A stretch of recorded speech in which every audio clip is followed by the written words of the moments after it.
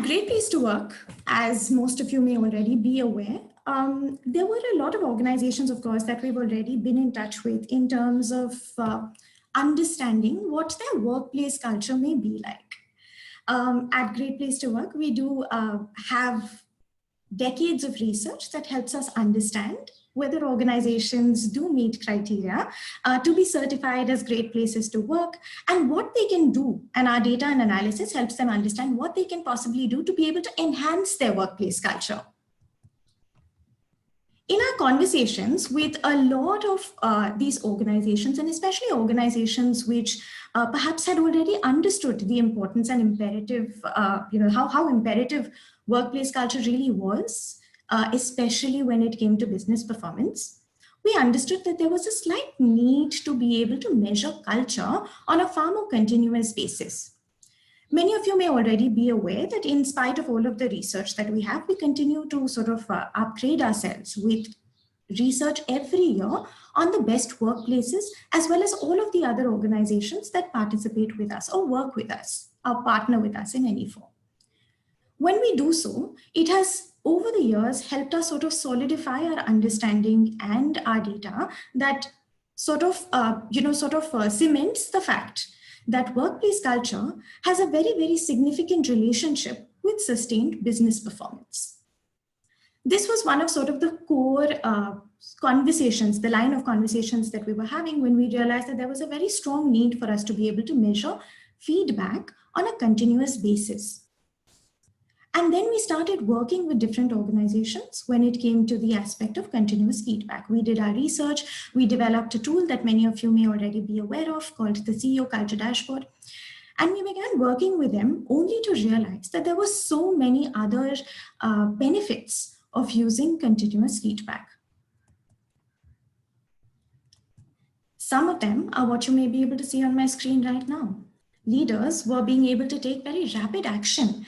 They were able to nip issues in the bud instead of having to wait for issues to get resolved at the time of the annual survey. Of course, the annual survey was an exhaustive survey that helped organizations understand deep interventions that they needed to take.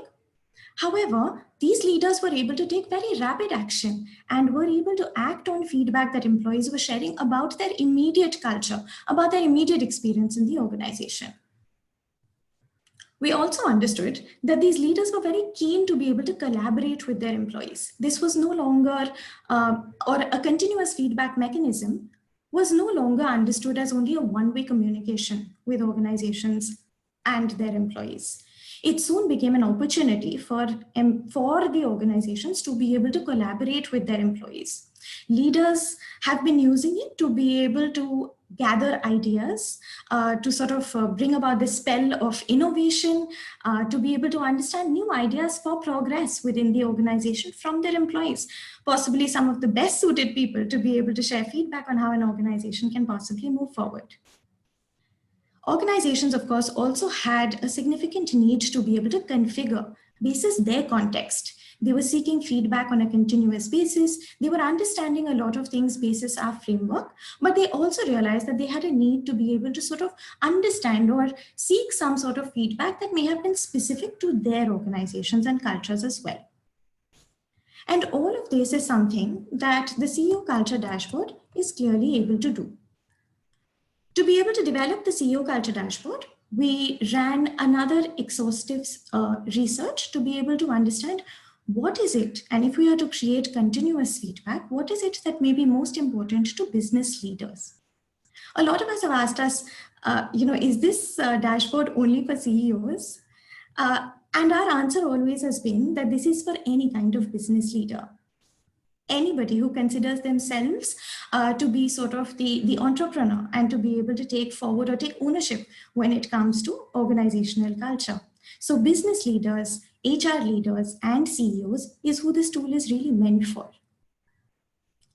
We realized this because we understood, some of us had an opportunity to be able to interact with, Ram Charan, who's known to be a consultant who sort of advises even CEOs in the United States. A lot of us may already be familiar with him.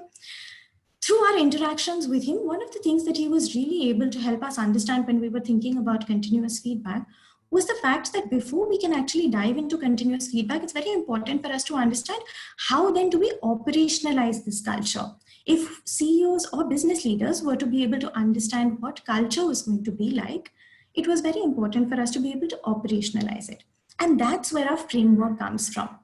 Our framework measures 5 critical dimensions of workplace culture that may be important for any business leader. When I take you through a quick demonstration of the tool, I'll tell you what these 5 dimensions are. In addition to that, we also realized that for continuous feedback, it was going to be very important for us to keep ease of use, to be able to remember that employees who are going to be sharing feedback with us on a continuous basis are also going to have to take that time out.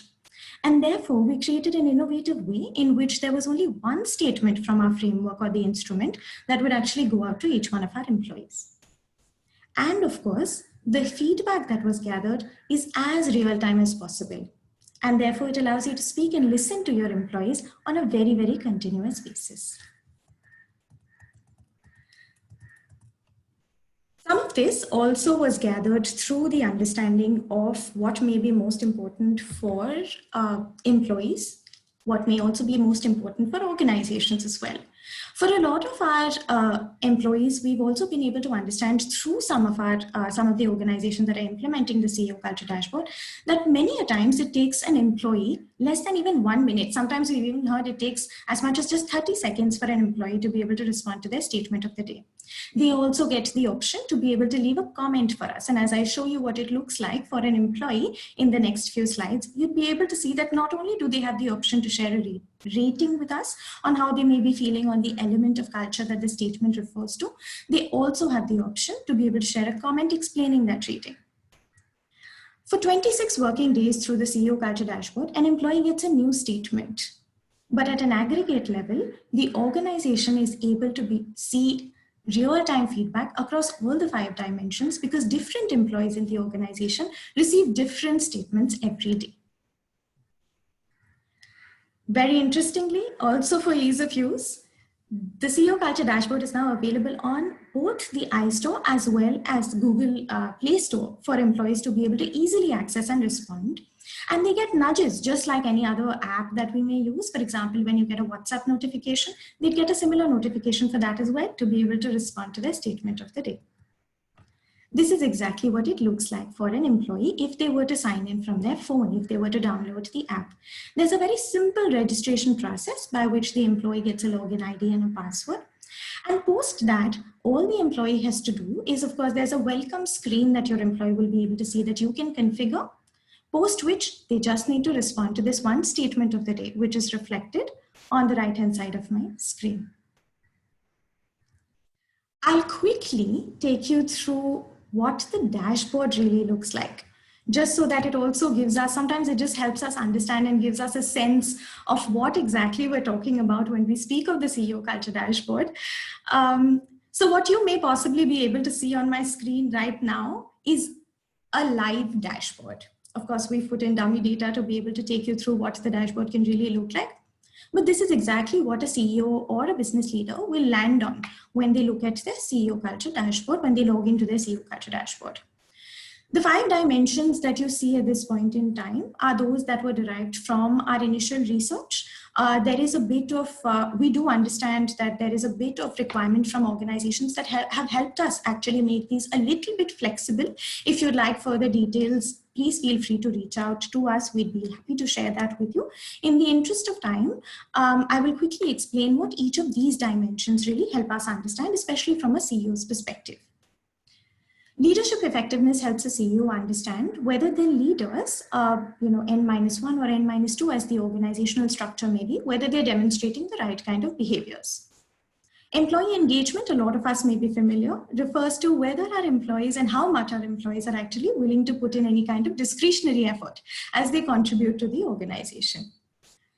Talent management, on the other hand, helps us seek feedback from our employees themselves about whether we are attracting and hiring the right kind of people within our organization, something that most of us and most business leaders are very, very concerned with.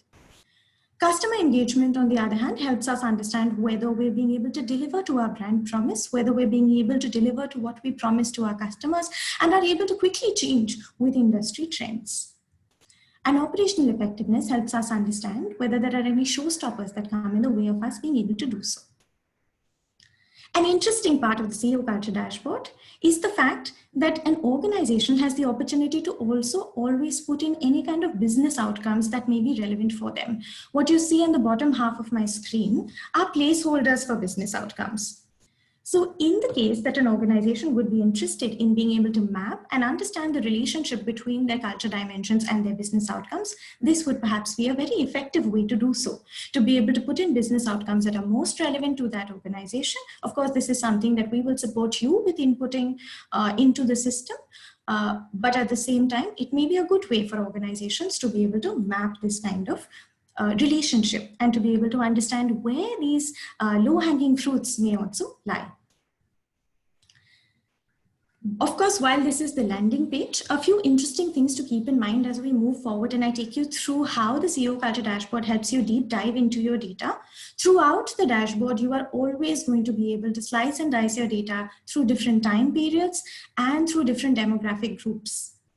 I will show you that as we move forward. Employees, as you may have noticed on the screen, when I showed you what the app would look like, are requested to respond on a 5-point scale to their statement of the day.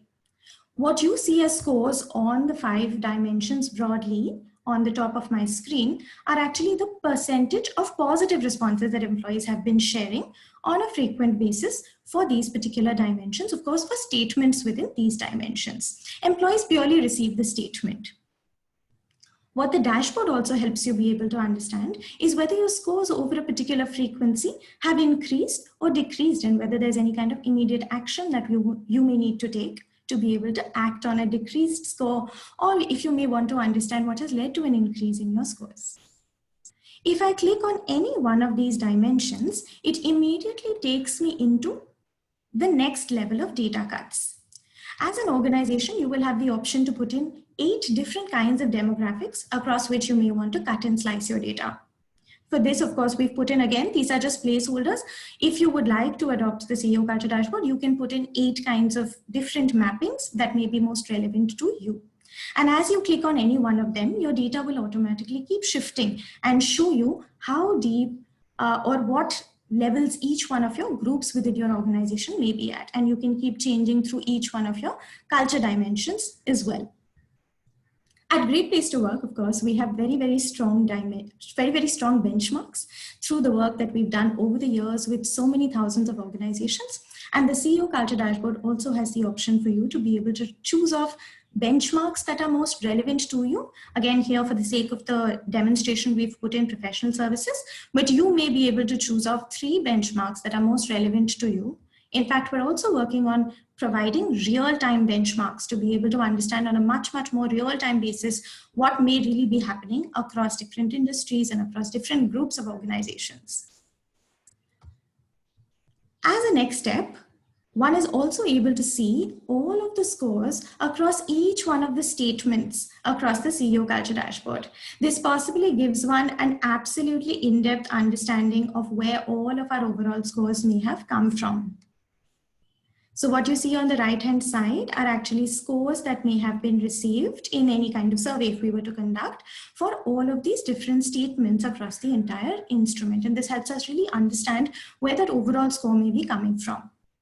You can deep dive even further. So for example, if I noticed in the previous slide or in the previous page that a particular department had a really high score, I could perhaps click on that and I'd be able to see exactly the scores for that particular group as well. Now, like I said, employees have the option for them to be able to share comments as well. So whenever you have adequate comments on any one of these statements, these comments tend to show up, or an indication seems to show up when you have this blue circle next to each one of these statements. When these comments are gathered, they are gathered basis the rating that the employee would have shared, as well as the comment that they would have left for us. So that really helps us understand that if a person is feeling positive, what are the reasons for which they may be feeling positive? And if they aren't feeling as positive as yet, what is it that we could do better? Of course, as data gathers in your dashboard over time, You will be able to also see trends across the organization. You'll be able to understand if certain interventions have worked well for you, if there's something better that you could be doing, if there are certain areas in which your scores may also be dropping. The tool also allows an aggregation of employee comments. So if I were to choose off for this demonstration, we would have data from a few months ago. So if I were to choose this off for this year, I'd be able to see all of the comments similar to what we would have seen across each one of the statements. We're also able to filter the comments by rating. So if I want to see where all have my people rated me a 1, because that may not be something that may be something I immediately want to action on. If I want to choose through different kinds of statements, if I also want to look at certain words within the comments that may be interesting for me, or if I'm conducting an analysis, for example, if I want to know where have people mentioned the word manager, I just need to put this word in and I'll be able to see all of those comments where that may come up. Again, I'm able to select through demography. Like I said, I'm able to see the comments from different groups as well. You'll always be able to map your participation statistics. So if there are certain groups in which you would like to drive response rates, you'll always be able to do that by understanding how many of them have registered and how many of them still need to start responding to the statements. Finally, the most interesting feature is that of the polls feature. The polls feature allows you to ask any kind of customized question to your organization. It may be a close-ended optioned statement, such as this one, where you may have certain kinds of responses, predetermined responses that you want your employees to choose from. They may also be open-ended questions in which you can seek any kind of comments from the organization or employees in the organization. In fact, this is one of the ways in which we've seen one of our organizations actually seek any kind of recommendations from their employees when they possibly were wondering or thinking through what may be innovative ideas to be able to implement in this particular quarter. One can launch polls to the entire organization or to certain groups within the organization when you want to seek any kind of particular information from people within particular groups. And if you've launched a poll over different periods of time, you are also going to be able to compare the outcomes of it. At this point in time, I'm going to take a pause here because I think it is time for us to now move into a discussion with all of our panelists. If you would like any further information of the CEO Culture Dashboard, please feel free to reach out to us directly. We will also write back to you tomorrow with the details of the people you can contact in case you would like any further details on the CEO Culture Dashboard. So we'll be in touch with you. We'd be happy to take you through a far more detailed demonstration of the dashboard if you so would be interested. For the moment, I'm actually going to move into possibly the most awaited part of our conversation this evening. I am going to take this opportunity to actually invite each one of our panelists on board as well. We have with us this evening Shameel Sharma. Shameel is the Chief Operating Officer at ACS Solutions and is responsible for HR, workplace services at a pan-India level. He has over 25 years of experience in the hotels, airlines, and ITES industry and is a firm believer of the Great Place to Work framework, placing trust at the core of an organization's work practices. He believes in curating memorable employee experiences to improve morale, connect, and customer experience. And he has led different organizations to a Great Place to Work certification. Welcome, Shameel, and thank you so much for joining us today. Thank you, Srimoni. It's my pleasure. We also have with us Hari Marar. Hari is currently the Managing Director and CEO of Bangalore International Airport Limited. Hari is responsible for the operations and management of the Kempegowda International Airport, Bangalore, and its subsidiaries. In his current role, he is spearheading the development of Kempegowda International Airport into the second largest airport in India. His vision is to transform the airport into a global leader and role model in the areas of sustainable practices, innovation-led progress, and technology leadership. Hari is also the chairman of Bangalore Airport Hotels Limited, as well as the chairman of Bangalore Airport City Limited, as well as CII Karnataka Water Sustainability Task Force. Prior to joining Bangalore International Airport, Hari spent 15 years with the service industries that include hospitality and airlines. In 2019, Hari was appointed to the 4-member Heathrow Expansion Advisory Board as the only member from the aviation field. We're so happy to have you with us this evening as well, Hari. Thank you so much for joining us. Absolutely delighted. I would also like to invite our CEO, without whom this conversation would not be complete, Mr. Prasenjit Bhattacharya, to join us for this discussion. Thank you, Prasenjit, for making time and for joining us today. Thank you, Srimoy, for inviting me. All our panelists have one thing in common. They have all implemented real-time continuous feedback in their organizations. Please feel free to share your questions for them in the Q&A box. But as we wait for more questions to pour in, Hari, Prasenjit, and Shameel, I have one question for you, if I may ask. Yeah, please. Of course. What prompted you to implement continuous feedback in your organization? How would you like to go? Hari, you go on. I'll follow you. No, go ahead, please. Sorry. Okay, thank you. So, Srimoy, we were in this COVID-19 situation and we had just kind of announced a lockdown. We actually got the employees to go back home, gave them the infrastructure and said, there you go. Hold our mantle high, ensure that our customers are taken care of. And 1 month into this particular situation, we were kind of toying with the idea to understand how are they feeling and what's really going on with them. While we were having conference calls and we were having HR catch-ups, but really to get the true feeling or the true, how they were actually going through this entire situation was getting a bit too difficult. So we were thinking of doing various surveys on our own, and that's the time when we came to know about the CEO Culture Dashboard. And we thought that because I firmly believe in the Great Places to Work framework, because I believe that it covers all elements that you really want for a business. And in the past, as the scores have moved, you can actually see your results also moving in the same direction. So that's the reason why we said, okay, fine, the CEO Culture Dashboard makes sense. So let's go ahead and try and evaluate whether we'll be able to get the insights that we want. So that is part one.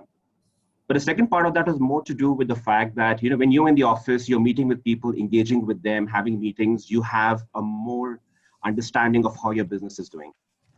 And the Great Places to Work survey, which is an annual survey, we are very keen about it. And we want to, always ensure that we are certified. You want to get in the top 100, very passionate about that. Being in a COVID situation, being 8 to 9 months away in your houses, you don't really know as to what's really happening, right? So the idea was to have this kind of insights coming in from the CEO Culture Dashboard, using those insights to improve our processes and services so that when it's time for the real survey to come in, we're not really caught off guard. So that was the two primary reasons why. So as far as we are concerned, so the way I describe my role in the company is that I call myself as the custodian of culture in the organization. That I think is the most important role that I play. As the CEO of the company, my job is to make sure that I create an environment that enables to bring the best out of people. And I think culture does that better than anything else. We've always measured company culture through the annual survey, but for me to know whether I'm doing a good job or not, there's no better barometer than to keep track of it on a daily basis.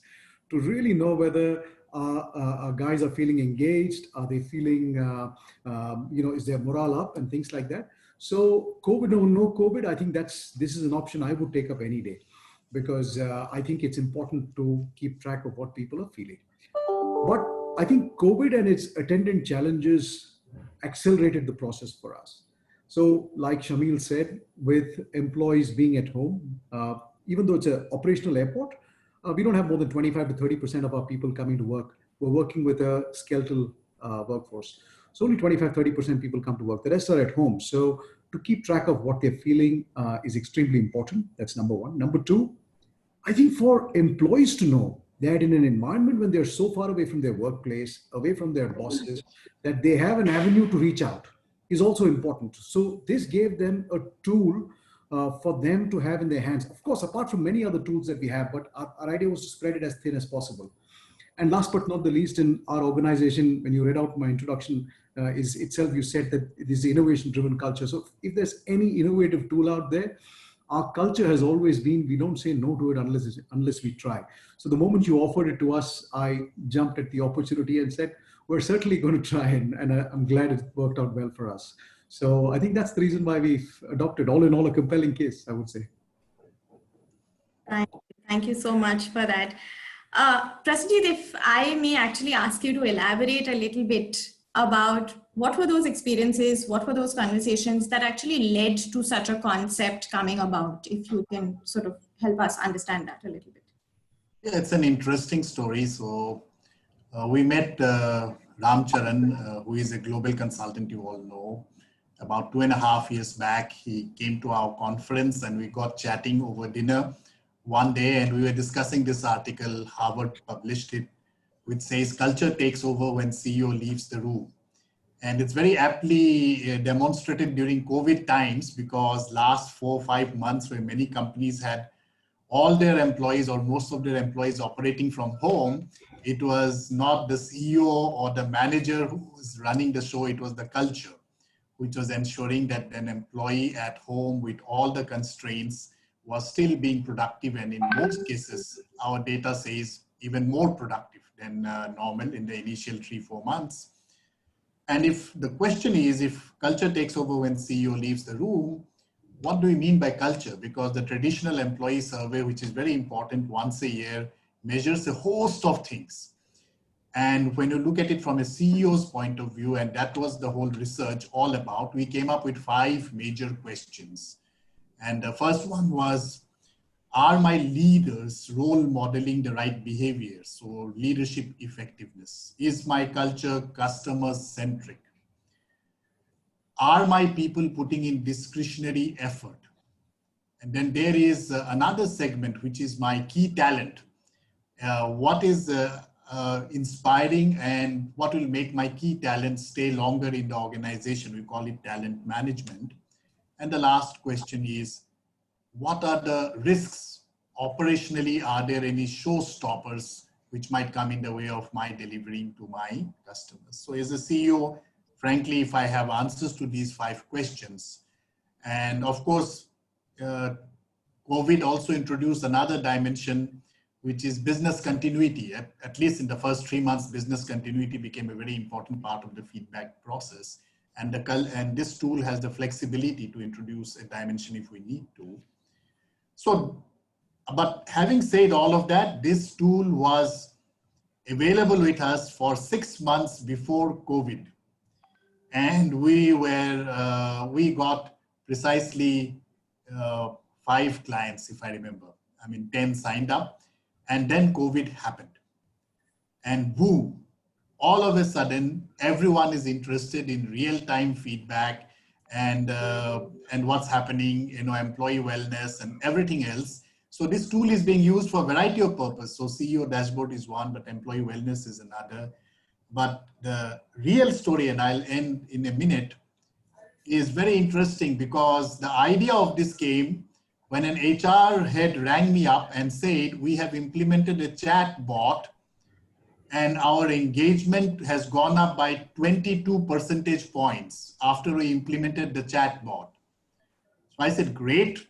Why don't you do the Great Place to Work survey? This is very clearly you are there. You are doing a good job. The Great Place to Work annual survey showed engagement had gone down by about 9 percentage points. So it's impossible that the chatbot goes up 22 points and the survey goes down 9 percentage points. So I probed a little deeper. I said, what happens to the data from the chatbot? And he said, every day, the managers who are giving some negative comments, I get a list, and the CEO personally counsels these managers.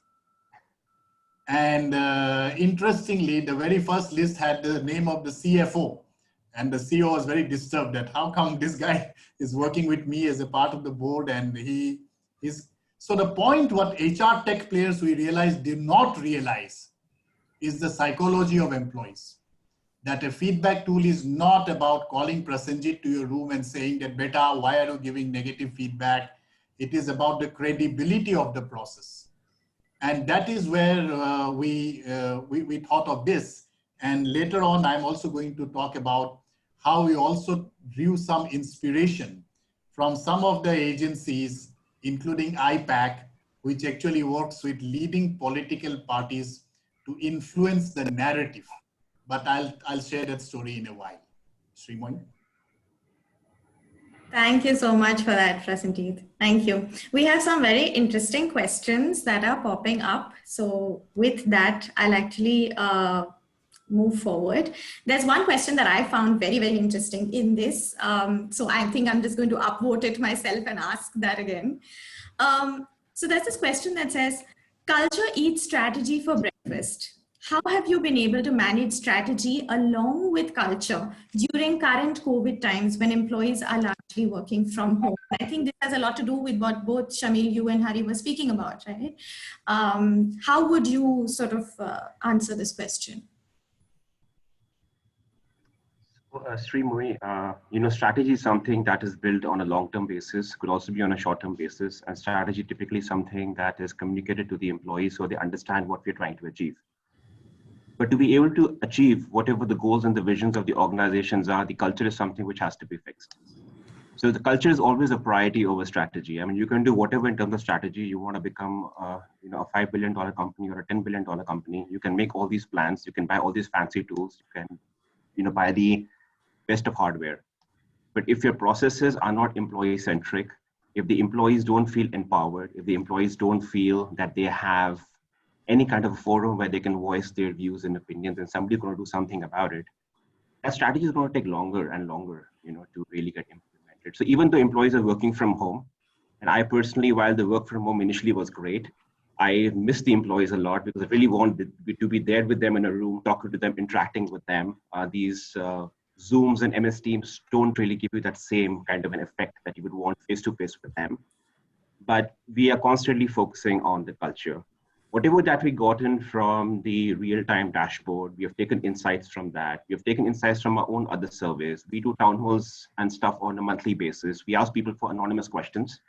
Because no matter how much you push employees, nobody wants to put their name against difficult, tough questions. And we do that, and we answer, and we fix, and we fix. So the idea is focus on the culture. The strategy will automatically get taken care of once the culture is fixed. Thank you for that, Shameel. Hari, anything you'd like to add to that? Yes. In fact, my favorite line I'm going to borrow from Tom Peters is that he says, strategy is culture, or culture is strategy. And there is no other, to differentiate that and say something else doesn't make sense. I mean, really, strategy is culture. Now, from specifically with regards to COVID and the fact that employees were away from home, there are two aspects that I'd like to bring out about both these. As far as strategy itself is concerned, I think, like Shameel rightly said, strategy is slightly more long-term and it's defined and it's communicated to employees. But in this environment, there is something very peculiar that was happening, that the environment around us was so rapidly changing, right? Firstly, there was no quality information available, and the information that was available in the public domain was changing at a pace even faster than we can adapt to. So there are two elements of strategy that we introduced, which were very important. One was what we call the 3 A's: accept, adapt, advance. That was the mantra that we adopted for ourselves from a cultural standpoint, to say, do not challenge this, what's happening around you, accept it. Let's not live in a make-believe world. Accept it and move on. 2, once you've accepted it, you've got to make adaptations to the way we behave, the way we function at work, the kind of things that we do at home. Ways of working must be adapted. So that's adapt and advance, because in this environment, you must also find opportunities to advance. So accept, adapt, and advance was one element of strategy that we introduced. Secondly, in a fast changing environment, rapidly evolving environment, the other important principle that we sort of embraced for ourselves is a principle called progressive calibration. You can't cast strategy in stone in an environment like this, but it's an approach towards progressively calibrating your strategy, as we call. That's what we meant by progressive calibration, which means every 3 months we revisit and see how do we need to calibrate based on the new and the best available information today. So that's how we adopted a strategy of progressive calibration. As far as culture itself was concerned, I think once again, I'm going to borrow from Tom Peters, as you can quickly make out, he's a favorite of mine.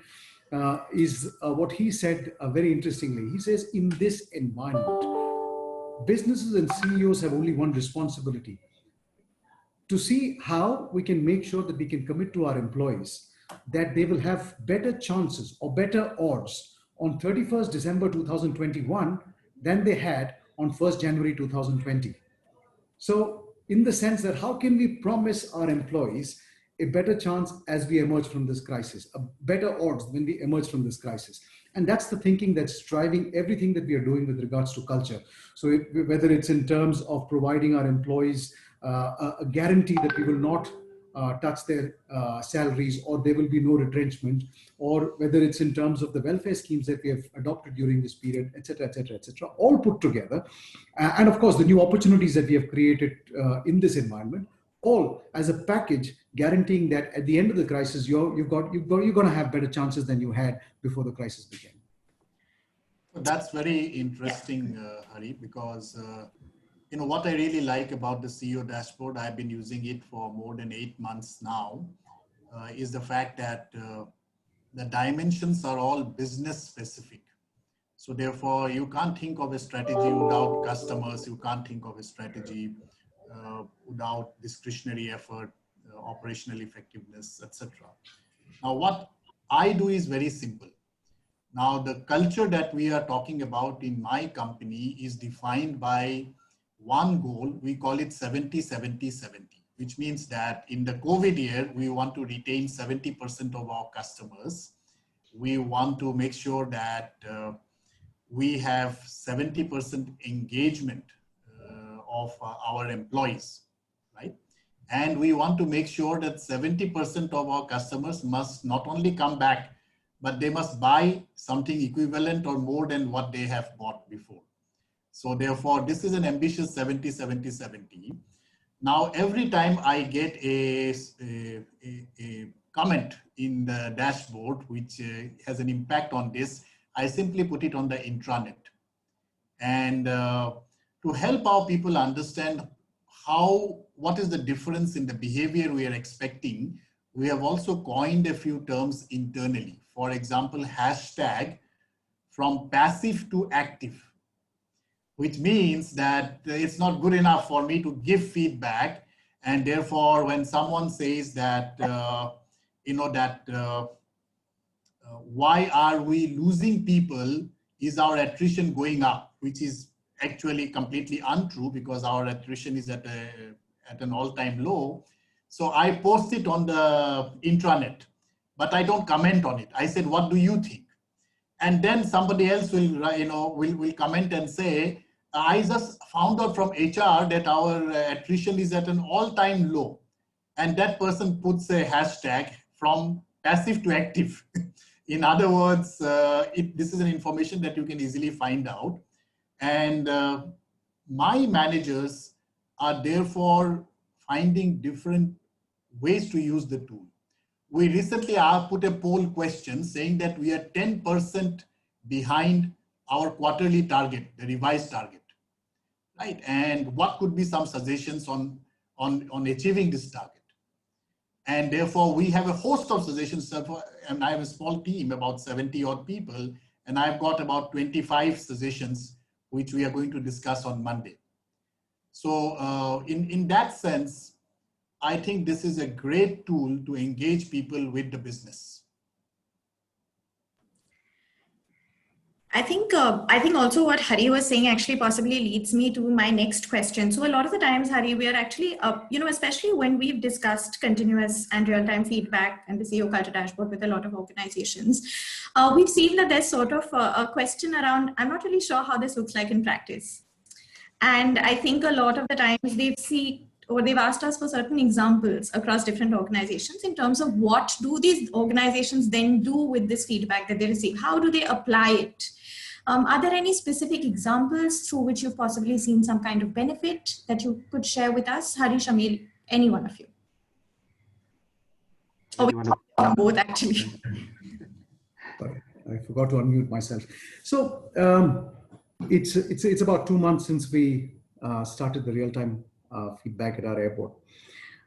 So I'll answer this at 2 levels. One, what I call the micro experience improvements that we have used, and one macro impression that we found. So I'm going to talk about it at two levels. At micro experience level, what happened was that we started getting feedback on a daily basis. So I think Srimoy referred to this, is because it's called the CEO dashboard, is it only the CEO who uses it? So no, in our case, we gave access to this tool to business leaders as well. And what happened was that they were able to respond real time to employees. So firstly, I think it gave our employees who are sitting away from home, the biggest challenge that employees face when they're away from workplace is that they feel distant, they feel disconnected, and they feel they're not being utilized enough. And the moment they provide feedback and somebody is responding to them, they feel a sense of belonging, which was fantastic. So it might be small issues, it might be about transport, it might be about, is my meal safe, or have we improved insurance enough, or even small issues like that. But there was immediate feedback, and sometimes there was a wrong impression being created by a communication that has been sent out.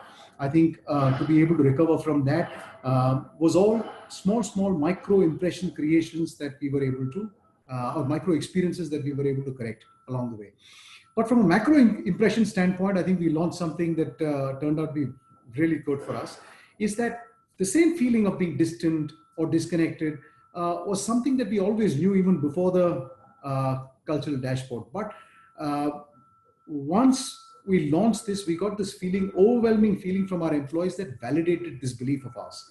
So based on this validation, what we did was we decided to do a largish program called BLR Idea Labs, Bangalore Idea Labs, which was a company-wide call for employees to turn to entrepreneurs.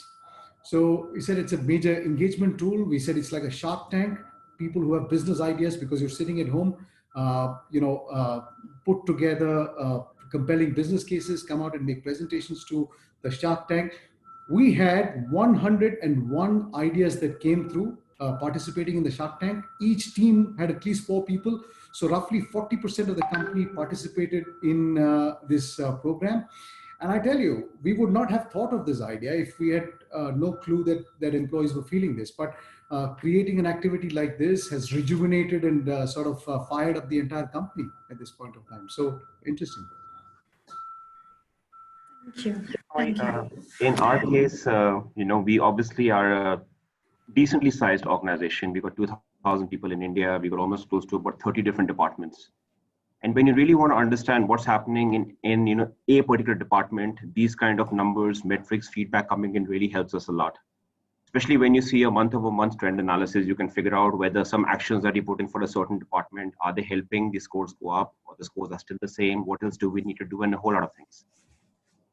I feel personally that the comment section that was there, where employees were actually putting in comments, was the most useful for us. Because people were actually putting in comments about, is my job safe? Are we going to have an increments this year? Am I going to get my bonus? When are we coming back to the office? What are you doing around ensuring that when we come back to office, we are going to be safe? Is work from home going to continue? So there's a whole lot of questions like that. And it gave us an opportunity to pick up those questions, draft responses, and put it onto our intranet so that everybody could get the answer firsthand.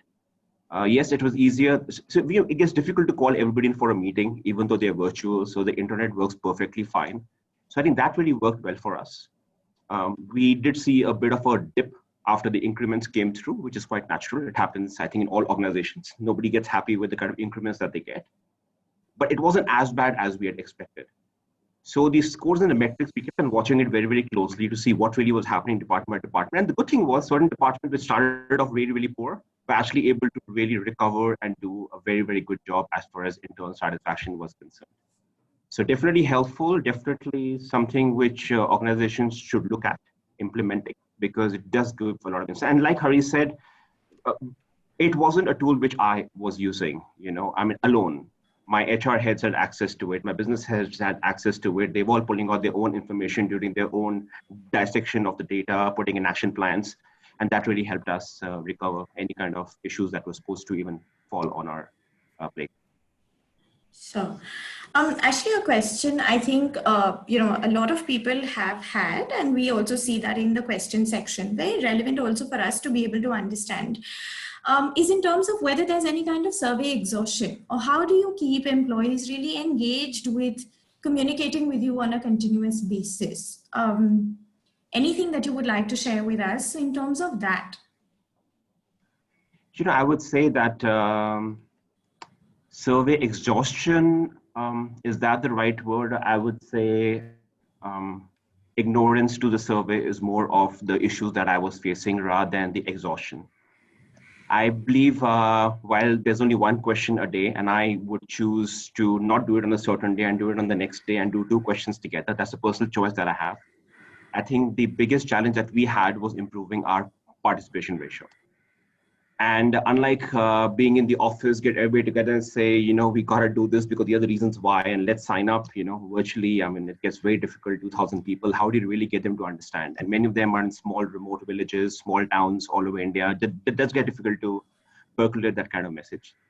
Yeah, so for us, definitely, I think it was less of survey exhaustion. It was more about the level of participation, because we on an average started off from like a 55% participation, went to a maximum to 75%. But there is still that 25% out there who's not commenting. Either they're very, very happy, or they've just totally given up and said, we don't really care. I would like to think about the positive side that, no, they're really happy that they said, no, we don't want to comment. But that's probably what it is. But I would probably let the person know that if you're doing it on a regular basis, you may want to take a break in a certain month and not do it and say, okay, fine, let's give it a break. Maybe 1 month, 2 months, and then, okay, fine, let's do it again. I think it all depends where your organization really is. If your organization is really low as far as the employee sat score is concerned, or the trust index is low, or the overall score is low, I think you have to do a much more regular effort, because the scores have to move up. You've got to keep on monitoring it and see what's happening. You have to do your own dip checks otherwise and see what's happening, take feedback from managers and others. But if your score is comfortable, you're doing well, you can probably take a break for some time. Take it for 3 months, don't do anything at all, and then do again a quick dip check to say, okay, fine, are things fine or not, or have things just fallen off? And generally, managers and others, and even through other forums, you to get a good flavor as to what's happening or what's not happening. So that's my take. Right. Thanks, Shameel. I know that you were very interested also to be able to share some of your experiences or some of the recommendations that you had about how you used this within Great Place to Work, especially. Anything you'd like to share, especially with respect to this? Yeah, I think for us, survey responses has not been a big issue, but remember, we are just 70 odd people. But I like to say that most departments also have 70, 100, 200. It's not that when you break it down to the manager level and you give access to managers, so it is manageable. Why does response rate, why has it not gone down for us? In my opinion, there are 3-4 reasons. The first is very specific actions on feedback. So therefore, as I said, in some cases, we clarify misconception, but I have a rule that once in 2 weeks, we have to do some action. And this is, remember, not action planning. For example, somebody made a comment saying that, why don't we have a crash in our company? And we are 70 people, but apparently legally we are required to have a crash or a tie-up with a crash. And my HR head came and met me, and I said, why can't we tie up? So the next week and every Monday, and I use these for tools and forums together. Just like I have an intranet, which I use for the feedback from CEO dashboard. Every Monday we have a town hall, which is now, of course, digitally done. So in the next Monday, we said we have tied up with a particular creche and it has facilities all around. And therefore, this is the policy. Anybody who needs a creche can use it. That was 6 months back. Not needless, but nobody has used that facility so far. But that doesn't matter. It's not costing us any additional money. But it is important for people to see that some action is being taken. And those actions have to be perceived to be genuine. For example, someone commented that 2 times in a row, Prasenjit has mentioned in our Monday meeting that normally at this time we would have had higher attrition. Is he trying to send a message? Or is he trying to put down somebody? Now, a natural sort of inkling is that you feel like reacting, and you say that, oh my God, why would you think like that, etc. So what I do is I post the comment, and obviously if it is about me, 100% I'm going to post it on the intranet. And then I say that while that was not my intention, but I completely understand your feeling, and please accept my apologies and be rest assured that this will not happen again. And I think saying sorry is completely okay for any of our managers. Nobody is a Superman. And I think those kind of actions when managers do, starting with the CEO, that creates a kind of credibility. What we have suggested and we are implementing now is that we are also going to give awards to the teams which have the highest response rate. Not the manager, but the teams which have the highest response rate. And again, in line with the team, we have something like we said, passive to active. We have something called as resident to citizen. So therefore, to me, the people who care to give comment, even if it is a negative comment, are citizens in the organization. And we must recognize teams who have a minimum number of 60% or more positive participation. So I think these are some of the things which probably help us. And I must say that my ulterior motive is very simple. As a CEO, I find this is a great tool to manage my own brand. For example, somebody wrote a comment saying that I'm not clear about the goals of the organization. And immediately on the intranet, I put a poll.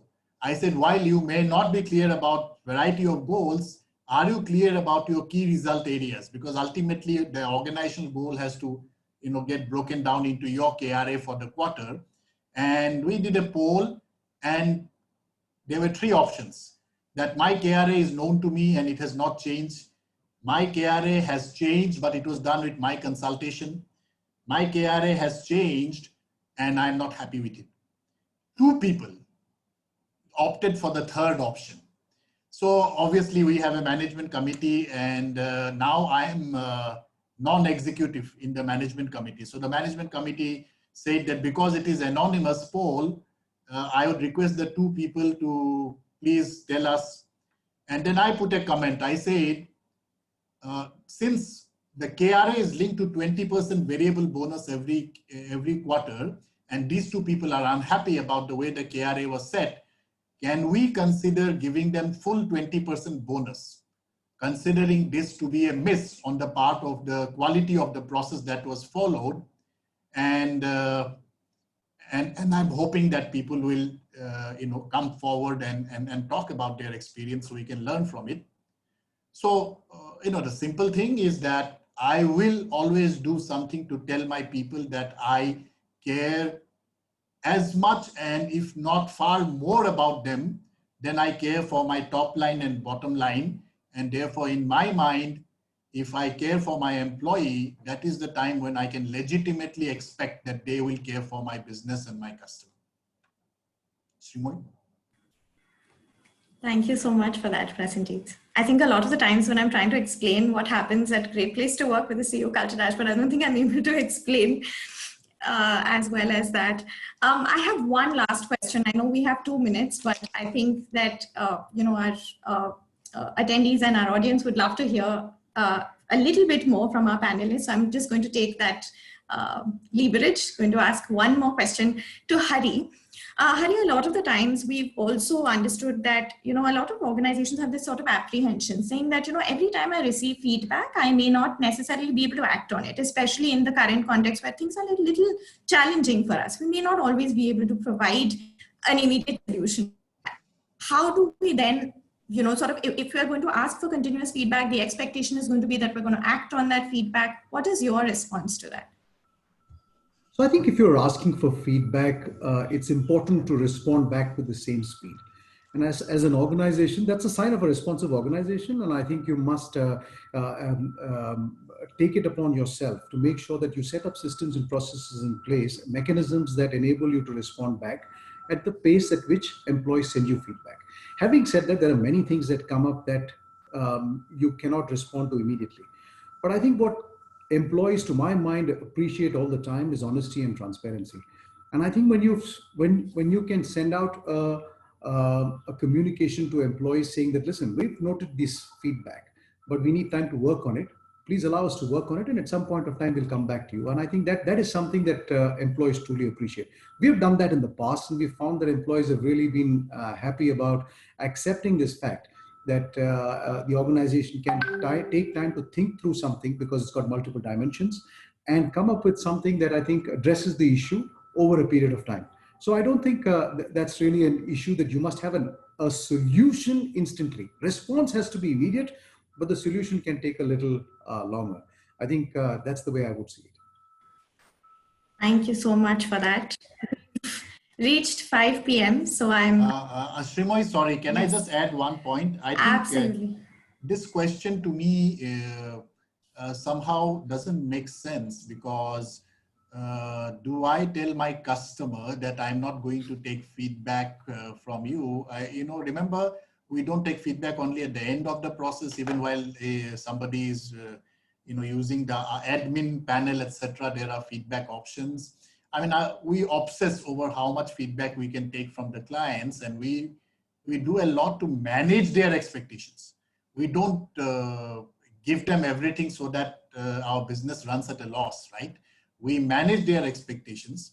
And I think it is the mindset. Why you see Shameel and Hari here, and I would hasten to say, and this is my biased way of thinking, is that they both have had a mindset of the hospitality industry at some point in time, and where it is obvious that you take care of your employees and they will take care of the guests, and the guests will keep coming back, which is a mindset what I call as employees equal to customer. And if somebody has that mindset, there is absolutely no question of, are we taking too much feedback? You don't ask that question about your customers. Why would you do that for your employees? Shameel, Hari, last words if you want to conclude or agree or disagree with what I said. I mean, one thing is true. I think both Hari and me both come from a hospitality background. So that is true. The hotels do teach you a lot in terms of customer centricity as well as taking care of your employees. That's always a priority. But yes, what you're saying makes sense. Employees always a priority. Customers are too. But employees will help you get there. You can't get there on your own, no matter how much money you dole or how many incentives you put in. That's the bottom line. Yes, there's nothing called too much feedback. I think any amount of feedback is welcome if you're truly committed to looking after your employees as well as your customers. Thank you so much. Any closing remarks, any additional points that you'd like to share with us before we close for this evening?